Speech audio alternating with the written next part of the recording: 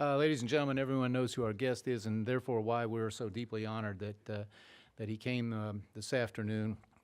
I'll just say that I've met a lot of patriots in my time. We're going to lay to rest tomorrow a great one who had spent a lot of his life, Richard Lugar, thinking about the questions or the predecessor questions, the ones you're engaged in here, and along with him, the most thoughtful and certainly devoted American I've known. He served in multiple capacities, as you know, and like Michael Corleone, every time he thinks he's out, they pull him back. First time I've ever been connected. Yeah. But we're all, every citizen in this country is indebted to him for a spectacular life of service from his military days all the way forward till today. So please join me in thanking and welcoming the Director of National Intelligence, Dan Coates.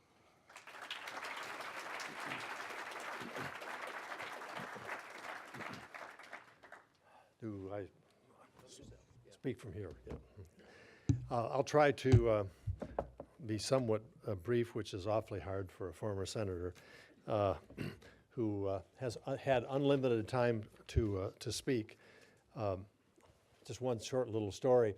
I came from in the House of Representatives, where I started. You have a 5-minute time limit.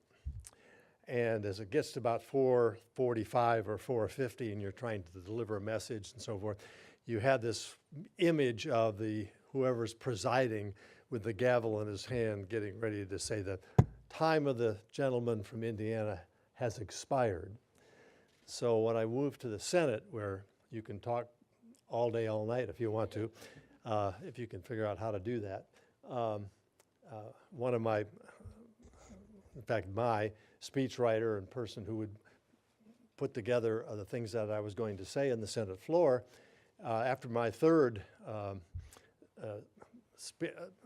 time on the floor of the Senate, I asked him, I said, well, how are we doing?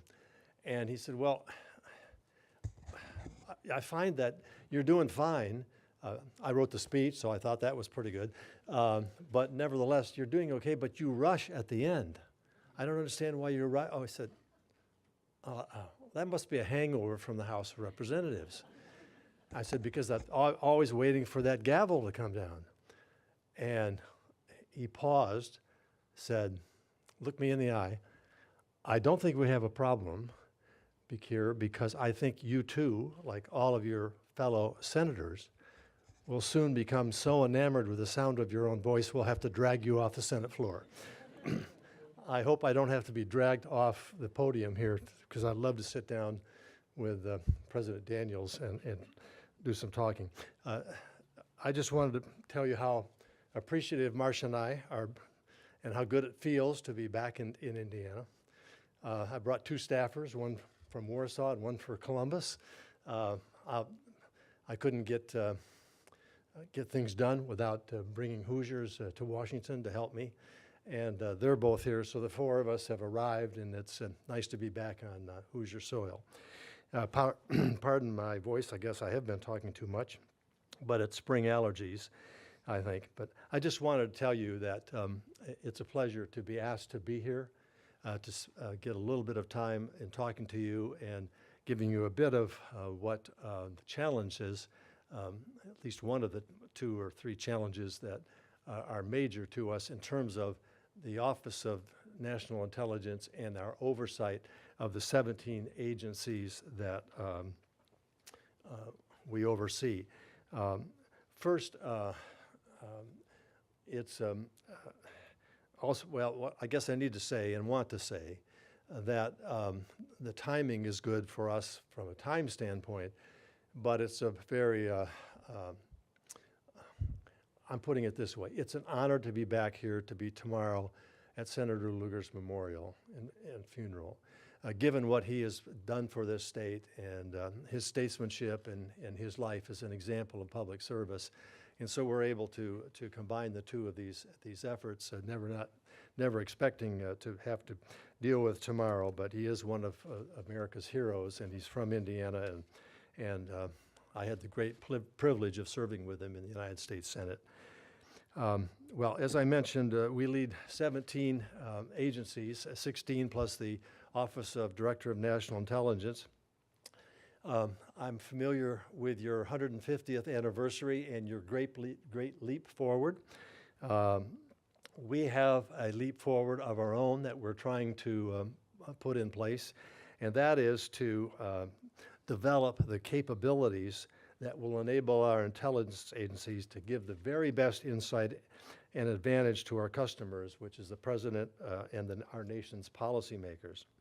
For more than a generation, the intelligence community has exceeded in collecting information from a variety of sources, and we believe our abilities to collect and analyze intelligence data are unsurpassed by any ally or adversary. But our collection of data has improved so much over the years that we continue to be challenged in a very critical area.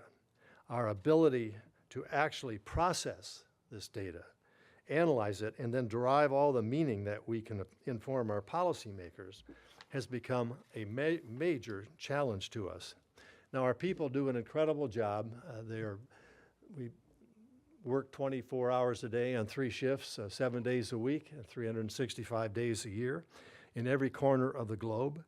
And the problem is we simply don't have the capability now of processing and analyzing all of the intelligence information that comes flowing in from satellites in the sky, from ground stations, from clandestine, from imaging, and the whole range of collection opportunities that have now flooded us with data that we don't have time to fully manage our information. And we're running the risk of just simply being buried under all of it. But we believe we're about to make and attempting to make a great leap, a leap that'll give us a win bigger than Purdue's 49-20 defeat of Ohio State. Now, as a IU grad, normally I would not be jumping out of my chair saying, "Go Boilers."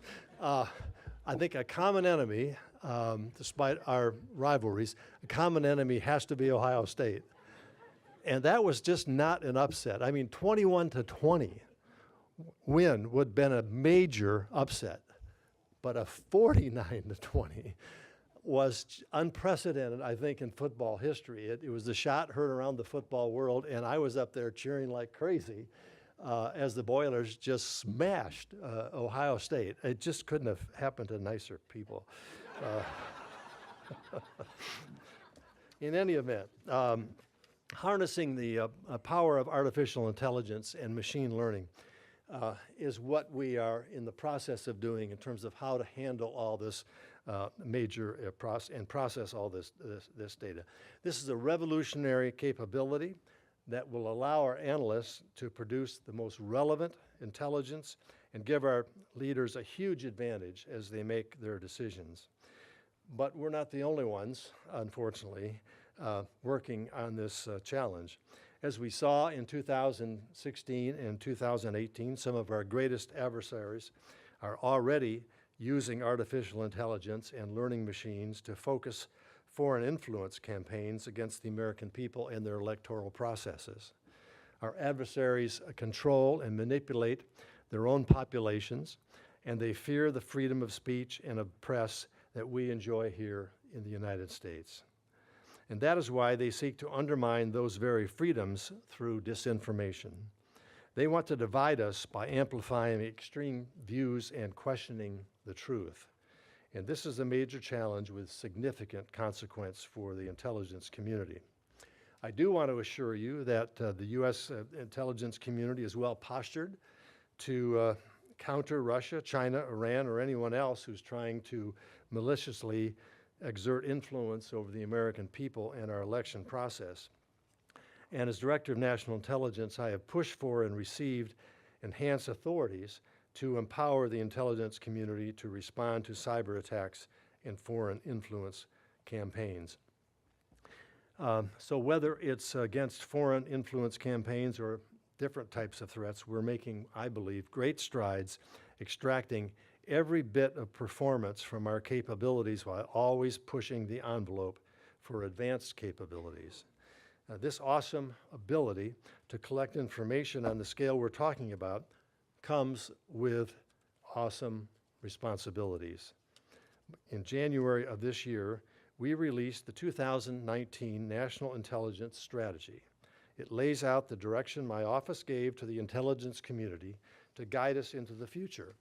If you have a chance to read it, you'll see that our plans to transform into the 21st century intelligence community that we need. Embedded in the very bedrock of that transformation are pillars to guarantee and protect the civil liberties and legal protections that belong to each and every American. Our adversaries don't offer that same guarantee to their people. We can do this because we're hiring a diverse workforce that shares a common set of values. And furthermore, to show that we mean what we say, we have implemented a strategic initiative to recruit a right, trusted, agile workforce. This initiative is one of 6 we're implementing to ensure that the intelligence community remains the best in the world. We also are looking and with the understanding that we can't do this alone. We are reaching out to our private sector partners in ways that has not been ever done, but is necessary because of the innovation and the transformation of technology that is taking place around the world, and the ability of the private sector to be much more fluid, flexible, and innovative in a much quicker way than the federal government can, as given its bureaucratic challenges. So we are making a concerted effort to reach out to the private sector, including the academic sector, and that brings in, of course, Purdue University. I can't think of a better place for us to take our leap than to look at and put together a right, agile workforce than here at Purdue University. I know that Purdue's mission is to produce graduates that act with honesty and integrity and adhere to the utmost standards of moral and ethical values in support of the highest standards of excellence. That is what we strive for in the intelligence community, and we have no better model to follow and no better students to hire than those who come from this university. We want the IC workforce to reflect the values of this institution.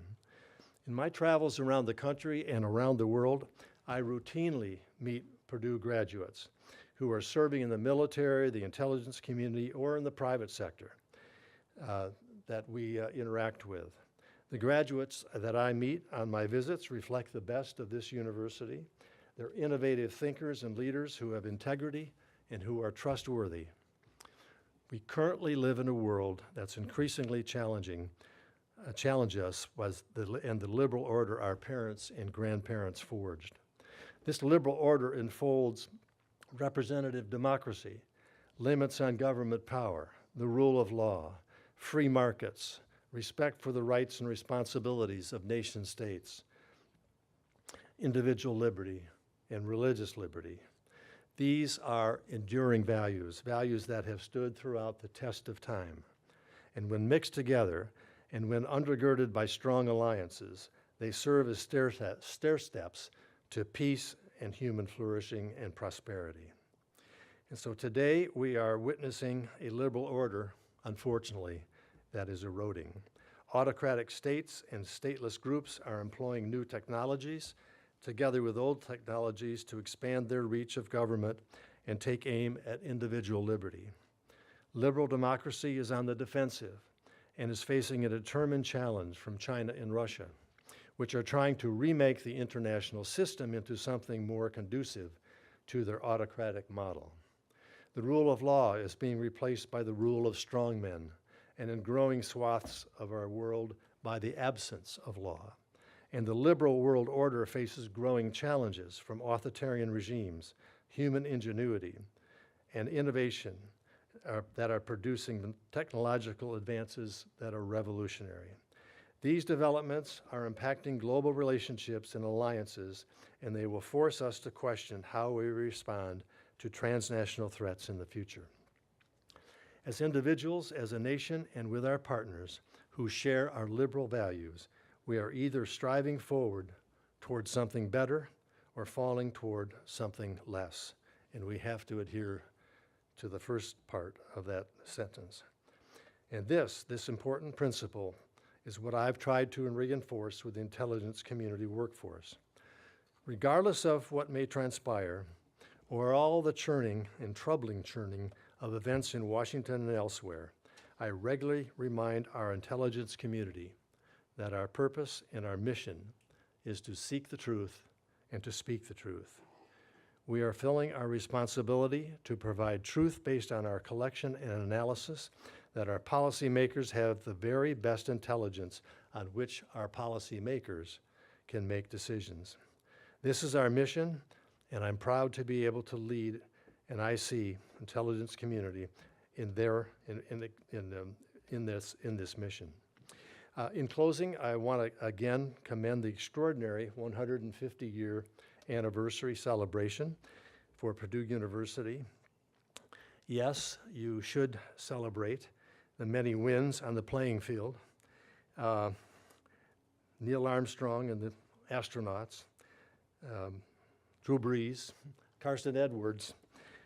But beyond that, and that's terrific, you should celebrate the many wins on the playing field, but also the accomplishment of Purdue's graduates over the last century and a half that have earned Purdue a reputation for producing graduates that have integrity, honor, and who relentlessly pursue the truth. I'll end my remarks by saying something most of you will never hear from an IU grad. Boiler up. Thank you.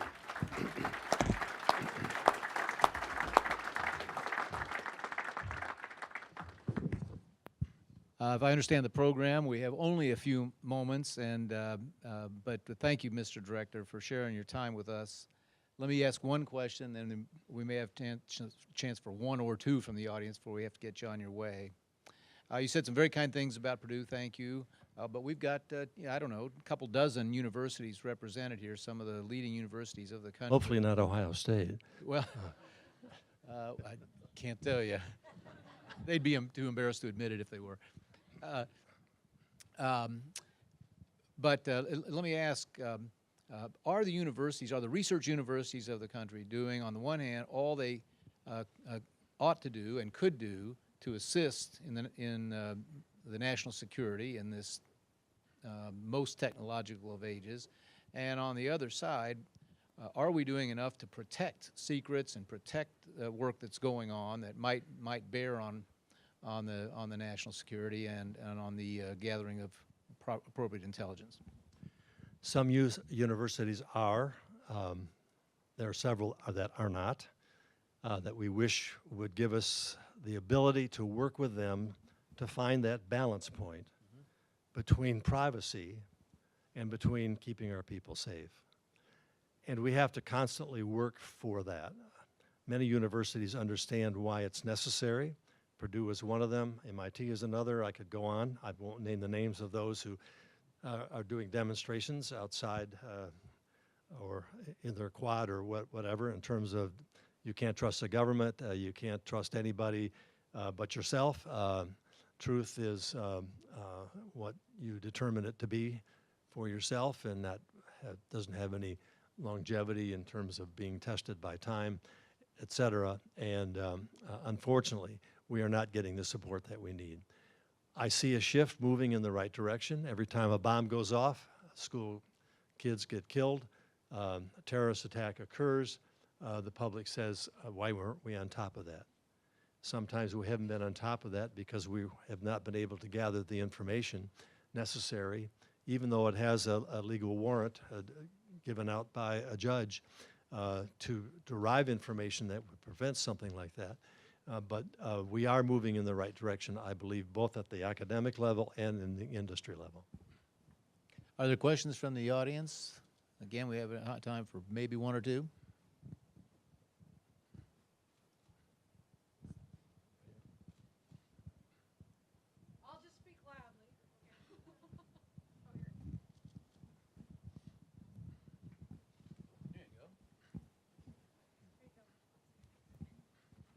Hello, I'm Dr. Amy Magnus. I work at the Air Force Institute of Technology. We're down the street from the Ohio State University, but no football team.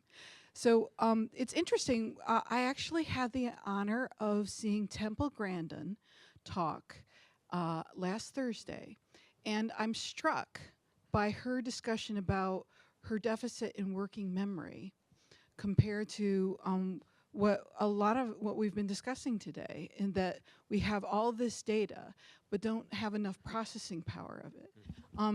How many of your people are looking at theory of mind, and do you have any activism in our education system? Because a lot of these folks, we're talking 10% of our population with autism, 30% of our population with attention deficit in some form. Do you see that as a do you see that as a concern? Do you see that as a source of even strategic capability if we understand it better? Thank you. Well, we see this as a major challenge for a number of organizations, obviously for the educational components in America, as well as mental health and a number of other things. Obviously, we would like all of our children to have the opportunities to expand their minds and absorb information and be what, if you heard President Daniels' brilliant graduation presentation, have the grit, have the desire to do the best you can, and not everybody rises to the top level with the capabilities. As a liberal arts major, I should not be in a STEM process here, maybe overlooking that process and trying to hire the right people. But this is a challenge to our country, I think, in terms of how we address issues like you mentioned. There is a technological revolution going on in terms of developing through artificial intelligence and machine learning and so forth in terms of processing information, but ultimately it still comes down to the human mind. I want to, if you have not read President Daniels' graduation speech, I cannot define an individual that I know that thinks with more clarity, speaks with more clarity, and is based on a foundation of values that have stood the test of time. That's an extraordinary contribution to Purdue University, to the state of Indiana, and to our country. And I'm a big fan of his, as you can tell. Thank you, Mr. Director. Is there anyone have a closing question they'd like to pose? Right here. Dr. Thank Coates, thank you for coming to Indiana and to Purdue today. We really appreciate it. I don't want to have a technical question, but I do want to ask you a little bit more about your statement that the liberal world order is eroding. I wonder if you might be able to talk to us about why you think that is, considering that we were supposedly the winners of the Cold War. We're getting a little nostalgic about the Cold War. As we look at what's happening around the world today, diversity of threats, the breakdown of rule of law, and all the things that I have mentioned, it almost wants us to think back to the Cold War, where we thought there was a pretty fine line dividing the good guys from the bad guys. They knew what we had, we knew what they had. We were in a position that we could eliminate each other, and neither one of us wanted to do that. And today we're in an entirely different environment. And we see perhaps maybe we had two simmering pots, the United States and its allies throughout the Cold War, all post-World War II order, and the USSR. And each one of those was kind of, when something kind of started to boil, they could put the lid on. We don't see that anymore, and it's almost as if you ever hated your neighbor, now's the time to go out and kill him. And around the world, if I hired a G5 and said, let's stop at every conflict place in the world, we'd make a lot of stops. And so this diversity of threats that we have, and perhaps the one that I think about a lot, and people always say, what keeps you up at night, is the fact that a marriage between a theology, a perverted theology and ideology that we see in this jihadist movements, marriage of that with a weapon of mass destruction. Had the planes that went into the Twin Towers and killed 3,000 people in New York, had a radiological bomb with it, or a nuclear weapon, or a biochemical ability to spread and start a pandemic, we would have been talking about 3 million or more casualties. And so I think that is a risk that is coming from the fact that there are ungoverned states, loosely governed states, wrongly governed states, or non-state entities and others that have been allowed to flourish or grow and provide major threats to us in our way of life. And that is the challenge of the day, I think, in terms of how we get our arms around all of that and how we prepare our defenses as well as potentially our offenses to deal with this problem. It's an ongoing challenge, and if you talk to those who have studied this for a long, long time, sometimes it takes generations to get back to where you want to get back to. My biggest worry is that it's going to take a crisis to wake a lot of people up here in terms of what we really are facing and what we need to do on a hopefully global basis with our allies, try to reinstate or to replenish or to support those timeless values that have given us the prosperity and peace that most of the world has never seen. So, big challenge. So I guess you didn't want to be the only one kept up at night. Now all the rest of us can stay up.